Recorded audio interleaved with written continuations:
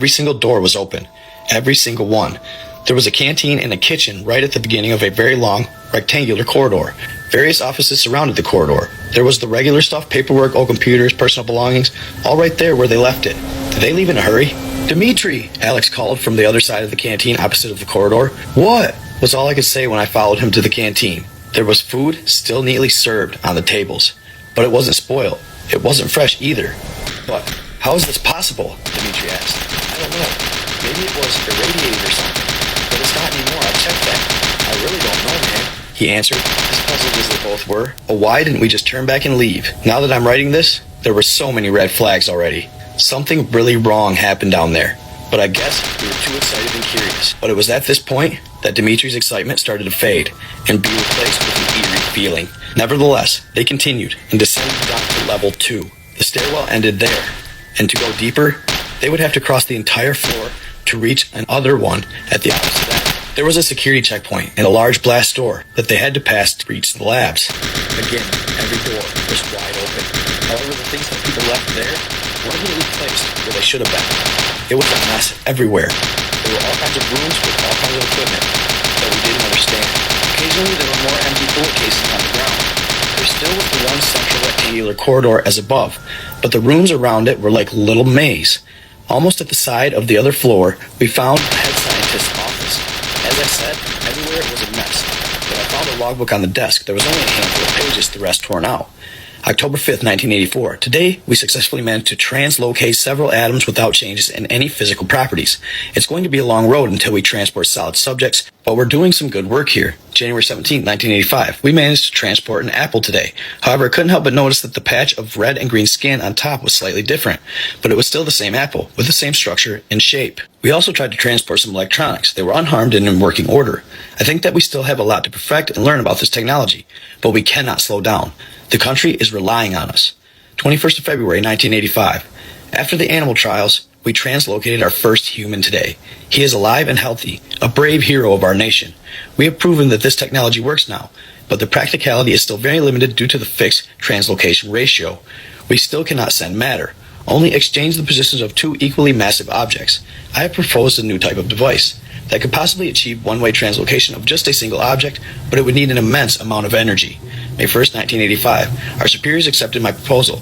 They're going to build a new, much bigger translocator here in the power plant, so we can use a nuclear reactor as a direct power source. There's one more thing. We've now translocated dozens of test subjects. Each one is alive and well, but sometimes they're a little bit, different.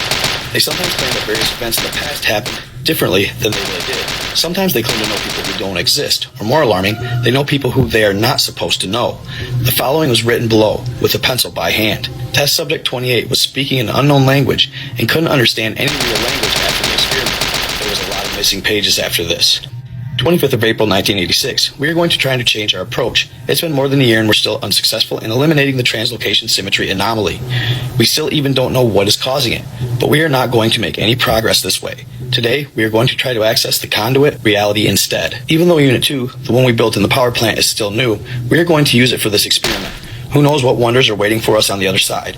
There was one last page in the logbook. On it, it was just a simple phrase, written again and again. We let them in. "Alex, I think we should go," Dimitri said. "Man, come take a look at this," he answered. Dimitri stepped out of the lab and back into the hallway. There were clothes all over the corridor. Well, what was left of them, they were torn to shreds. No bodies, no blood, just strips of cloth and an occasional shoe or a watch. I looked up and stared down the dark corridor in front of us. Just stood there for a while. It was, I don't know, as if something torn all these people to shreds and then cleaned it up. Except the clothes and other non-organic material.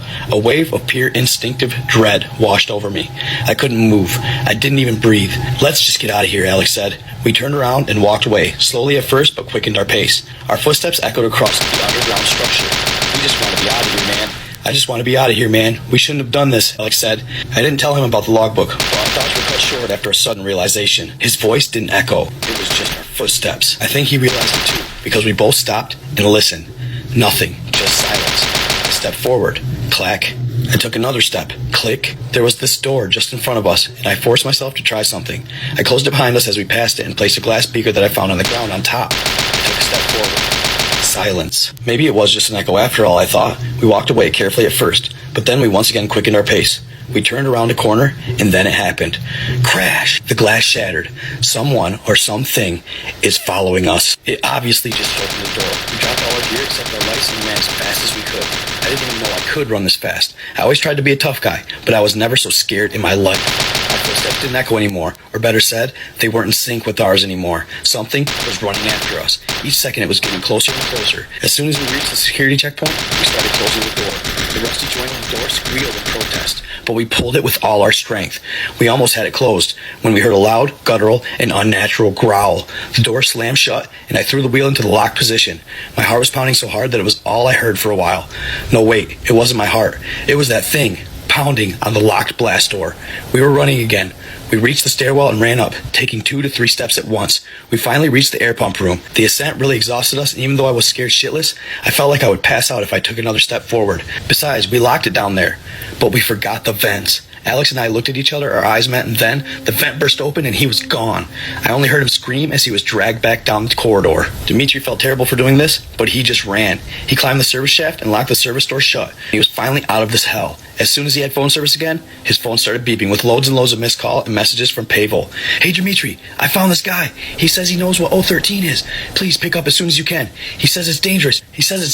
And you should stay out of it. This guy is calling me now. He sounds serious. Please call me back as soon as you can. I don't know what's going on, but he's going there. Please, I hope you get this before you go down. Stay safe, my friend. There was also one message from an unknown number. Dimitri, this is Anatoly Moroz. I know what you found, and I'm on my way from Kiev right now. Do not go down there. If you already did, and you managed to get out, lock the door that you used to get in, and make sure it stays locked. I will try to call you when I'm here. So here I am, writing this while I wait. I do this to make sure that no one else repeats our mistake, since I don't know if I'll live long enough to tell anyone personally. I just can't leave Alex behind. I have to go back. So there you have it, fam. What did they run into in Chernobyl? And did you notice, the gentleman was coming from Kiev.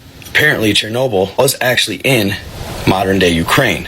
But back then, it was still part of the Soviet Union. I hope you all enjoyed this story on this awesome Memorial Day weekend. Someday, soon, possibly, it may be continued. Let me know what y'all think in the comments. I hope you liked it. Stay in the love, stay in the light. Be kind to others. I am out.